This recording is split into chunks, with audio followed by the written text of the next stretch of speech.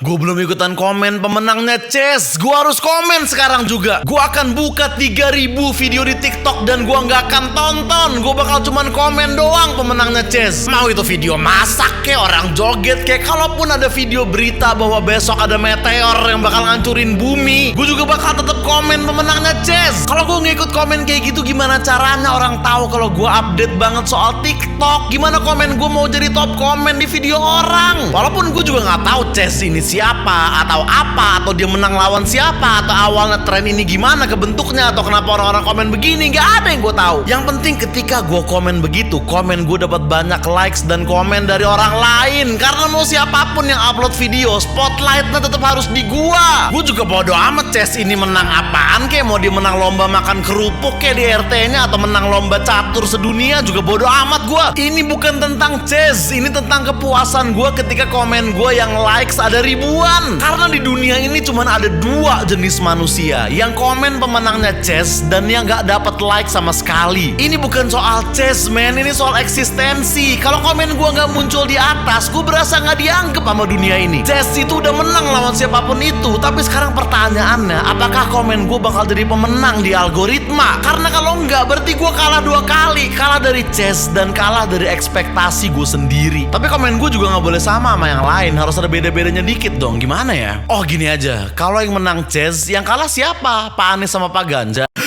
Gue belum posting foto kelingking gue habis pilkada. Gimana orang mau tahu gue nyoblos? Gue harus bikin sekarang juga. Aduh, tintanya udah mulai hilang lagi. Gue bikin ulang, ketahuan gak ya? Buat apa pakai hak suara milih calon gubernur kalau nggak pakai hak suara buat dapat exposure? Masa yang tahu gue nyoblos cuman gue sama panitia TPS? Jangan dong, satu dunia ini harus tahu kalau gue ngikutin politik. Dan angle kelingking gue juga harus bagus. Kelingkingnya jelas, belakangnya blur. Nggak apa-apa gue take fotonya berulang-ulang. Nggak apa-apa lebih lama nentuin pilihan foto kelingking yang di-upload yang mana daripada nentuin pilihan calon gubernurnya itu sendiri. Nggak apa-apa. Oh, dan captionnya juga harus inspiratif dong. Nih, 1 jari untuk kemajuan bangsa. Sedap gak tuh? Padahal tadi gue nyoblos tuh juga ngasal. Pokoknya orang yang liat story gue harus mikir, gokil ya dia rela antri berjam-jam untuk berpartisipasi dalam demokrasi gitu. Padahal mah TPS gue depan rumah dan gue datang jam 12-an pas petugas TPS udah mulai ngelipet meja. Tapi kan orang gak perlu tahu itu. Yang penting fotonya estetik. Hari gini nyoblos demi negara. Kuno, nyoblos itu demi engagement dan promo diskon di kafe-kafe kekinian. Semakin banyak yang ngasih emoticon api di foto kelingking gue, semakin gue yakin dan percaya masa depan bangsa ini akan aman di tangan seorang pemimpin seperti tadi siapa yang gue pilih namanya ya?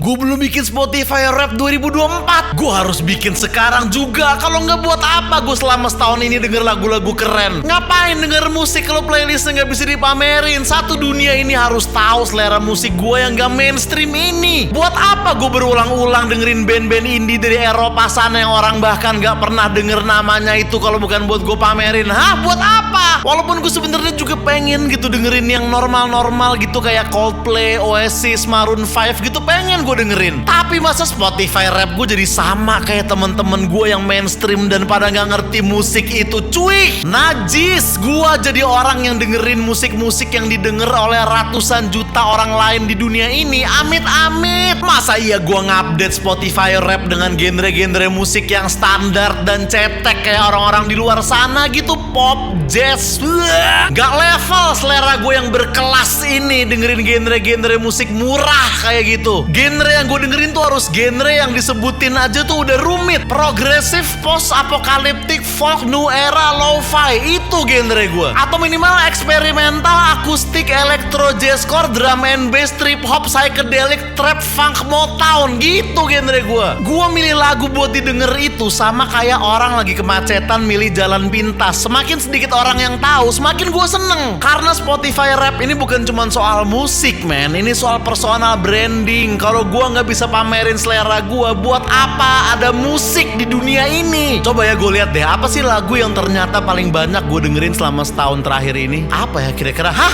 Aduh, kenapa APT-nya Bruno Mars dan Rose sih?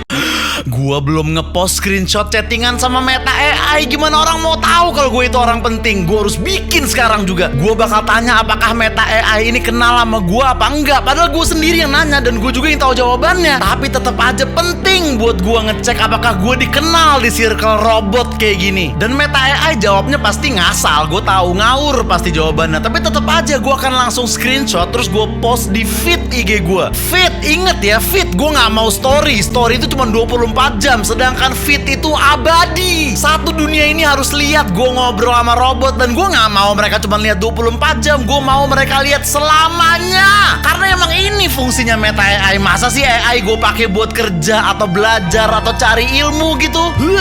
Kuno. Fungsi AI itu buat validasi dan exposure. Gue bahkan nggak tahu fungsi asli dari Meta AI ini apa. Dan gue juga nggak peduli sama sekali. Bodoh amat. Selama dia bisa ngasih gue likes dan komen, gue bakal chat. Selama dia bisa bikin gue kelihatan ngerti teknologi, gue bakal chat. Tapi setelah itu selesai ya goodbye gitu. Cukup sampai di situ aja hubungan gue sama Meta ini. Meta AI itu buat gue sama kayak teman SMA yang gak terlalu akrab lah. Ngobrol cukup sekali setahun pas bukber, upload foto bareng, udah cukup. Lo pikir setelah satu chattingan yang gue post ini gue bakal pernah pakai lagi tuh Meta AI? Hah? Gak bakal. Fungsi Meta AI kalau bukan buat pura-pura kenal sama gue, ya buat apa lagi? Dia mau ngomong apa juga gak bakal gue denger Meta AI ini. Meta yang gue mau denger cuman Metallica. Karena di dunia ini cuman ada dua tipe manusia, yang ngobrol sama Meta AI dan yang gak dapat perhatian dari netizen sama sekali. Dan fungsi AI di dunia ini juga cuman dua, untuk bikin followers gue kagum sama gue dan untuk bikin Elon Musk pusing. Ya namanya aja AI gitu kan, apa ya singkatan AI? Gue belum bikin review di stories tentang Squid Game season 2 di Netflix. Gimana caranya orang tahu kalau gue itu anaknya update banget? Gue harus bikin sekarang juga. Masa ya netizen gak baca pendapat gue yang kompeten banget ini tentang Squid Game? Jangan sampai lah. Satu dunia ini harus tahu kalau gue itu ngerti banget soal film. Ya walaupun Netflix gue juga Netflix bajakan modal beli di Twitter, tapi kan gue gak perlu cerita itunya. Dan gue juga gak sebenarnya ngerti kenapa namanya Squid Game gitu. Dulu gue pikir ini tentang cumi-cumi main game bareng, ternyata tentang utang. Tapi yang penting tuh bukan ngertinya, yang penting itu emoticon love waktu orang ngelihat review gue di stories. Karena bikin review itu bukan soal paham ceritanya atau enggak, ini soal engagement. Buat apa ada Squid Game di Netflix kalau bukan buat gue pamerin di Instagram? Squid Game aja disingkat SG, sama kayak Snapgram, SG juga. Emang series ini dibikin buat gue pamer selera. Karena ini bukan tentang siapa yang paling ngerti filmnya, tapi siapa yang paling cepat nontonnya. Kalau bisa Netflix baru rilis, sejam kemudian gue udah ada reviewnya di stories. Karena siapa yang review duluan itu bakal dapat engagement yang paling banyak. Itulah konsep Squid Game yang sebenarnya. Bukan tentang siapa yang survive di gamenya, tapi siapa yang survive di algoritma. Dan review gue juga nggak boleh cuman keren banget atau lebih bagus dari season 1. Kuno. Gue harus pakai bahasa-bahasa filosofis. Squid Game season 2 ini berhasil mengeksplorasi sisi gelap manusia lewat metafora permainan anak-anak, mengungkap kerapuhan sistem kapitalisme modern bla bla bla bla bla bla. Yoi banget kan? Padahal mah gue cuma ngerti bagian mereka lari-lari terus kena tembak doang. Gue bahkan gak nonton full season. Gue gak perlu dan gue gak mau juga, dan gue gak ada waktu. Gue cukup lihat potongan-potongan di TikTok aja, terus gue bilang plot twistnya mind blowing banget gitu. Padahal cara gue pura-pura ngerti Squid Game demi kelihatan pinter, itulah mind blowing yang sebenarnya. Karena di dunia ini cuman ada dua jenis manusia, yang bikin review Squid Game dan yang menyia-nyiakan fungsi Netflix untuk flexing. Jadi semua orang harus lihat review gue tentang Squid Game season 2, dan semua harus tahu pendapat gue tentang karakter utama favorit gue itu siapa nama karakter utama di Squid Game?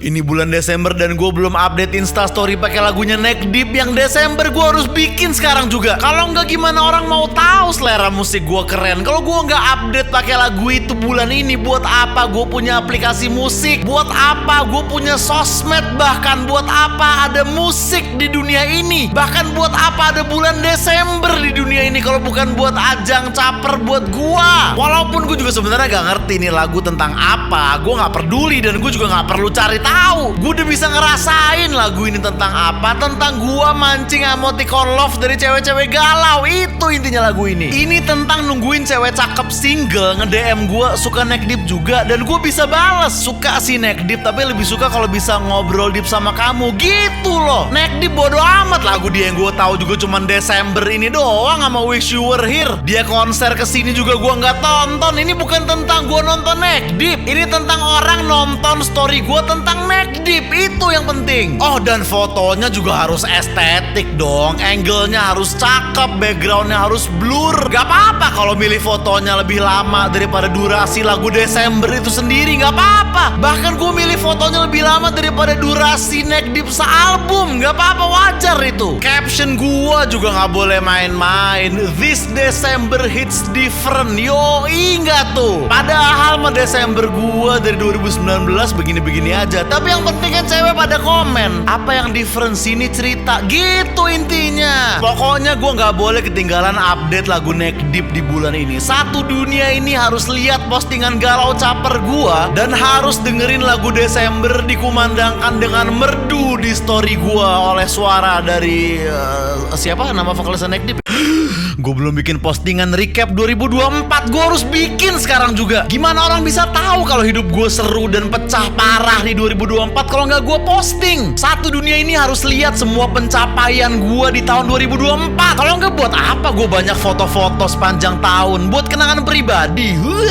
Kuno. Semua orang juga tahu kalau gunanya foto itu untuk dipamerin di akhir tahun. Dan recap gue juga nggak boleh asal-asalan. Slide pertama harus foto gue yang paling cakep, harus. Slide kedua sampai 4 foto-foto gue jalan-jalan ke luar negeri. Slide kelima itu foto gue sama teman-teman gue supaya dunia tahu kalau circle gue itu seru parah. Nah, foto ke-9 dan 10 itu tentang relationship gue. Gitu. Pamer aja zaman sekarang tuh harus ada formulanya. Dan captionnya dong harus berupa ucapan terima kasih ke tahun 2024. Gue harus kelihatan berterima kasih ke tahun. Padahal orang-orang yang beneran bantu gue selama 2024 aja gak ada yang gue WhatsApp buat bilang makasih satupun. Tapi ya bodo amat, nggak penting itu. Ngapain berterima kasih ke orang? Coba berterima kasih tuh ke tahun lah, itu lebih masuk akal. Dan nggak perlu malu buat gua ngaku itu untuk pamer. Namanya juga recap ya kan, ditulisnya recap. Kalau dibalik pamer, pamer tuh. Emang gunanya recap itu buat pamer. Pokoknya kalau orang nge-likes postingan gua berhasil. Kalau orang komen pakai emoticon api, gua sangat berhasil. Tapi kalau orang nggak komen, nggak nge-likes, tapi mikir, gila ya sukses dan bahagia banget dia di 2024. Itu baru namanya gue udah memaksimalkan fungsi akhir tahun dengan sempurna. Karena tiap akhir tahun gue harus bikin makin banyak orang iri. Walaupun gue bilang new year new me, tapi ya sebenarnya kelakuan gue tiap tahun ya sama-sama aja gitu, pamer lagi. Dan kalau postingan gue ini sampai banyak banget yang ngeliat terus viral, gue juga bakalan puas banget. Siapa tahu dari saking viralnya postingan gue bisa jadi sekalian buat bantu pemerintah bikin pengalihan isu dari PPN 12%.